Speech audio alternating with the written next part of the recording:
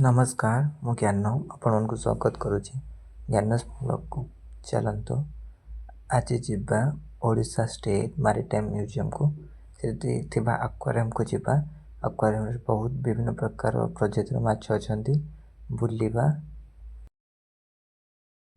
Let's go. Aquarium रे आसी पहुंची गले। देख ये विभिन्न कलर माछ अछंती आ भितर थिबा भितर मंदिर किसी भग्नांश टाइप करा जायछि। ये आउटे प्रजातिर धला और नाली छिटा छिटा पड़ी। यार ना जानी मु आपण मैंने जानी कमेंट रे कही दिंतु। ये आउटे प्रजातिर माछ जहाँ मुंडरे गोटे पाउच भाई पार्टी से केमती खोलिकी टिके बबल्स करिकी निश्वास नौची। ये दुईटा माछ मला टाइप पड़ी।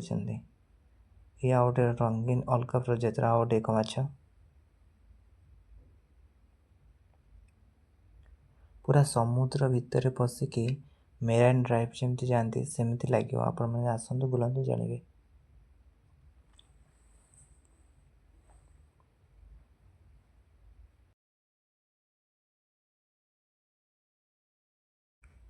भितर कोराल रीफ कोराल एसबूर माने डिजाइन भी करा जायछि। समुद्र भितर बुलिबार मजा पाई परिबे एठी।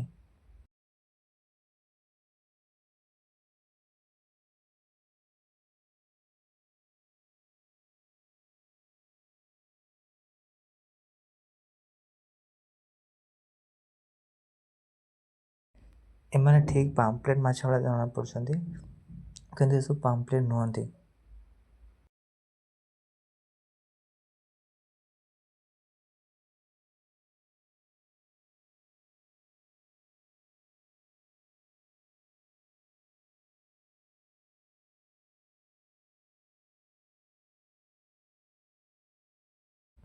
ये आउटे प्रजातिर लंबा लंबा माछ पूरा केते चिक चिक करूची।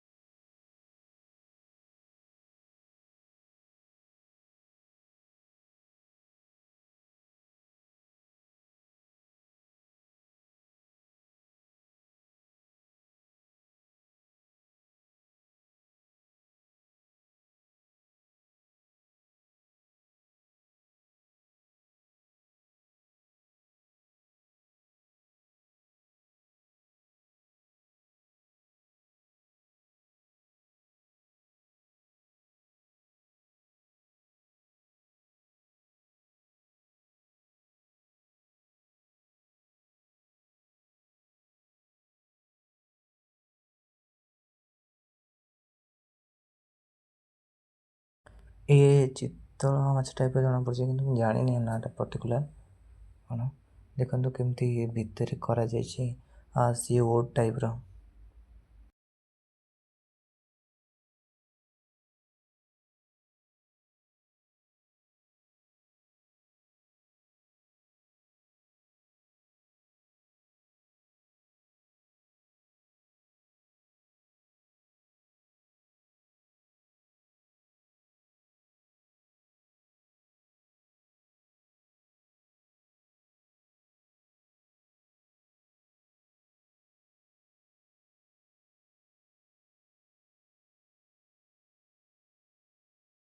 कंच भी रखा जायछि। कंच मगर माछ टाइप रो रखा जायछि।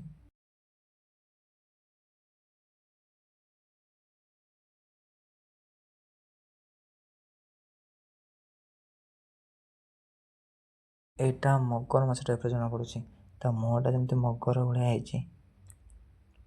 बॉडी कंस्ट्रक्शन माने बॉडी रे जो गठनटा भी सी मगर माछ टाइप रो हैछि।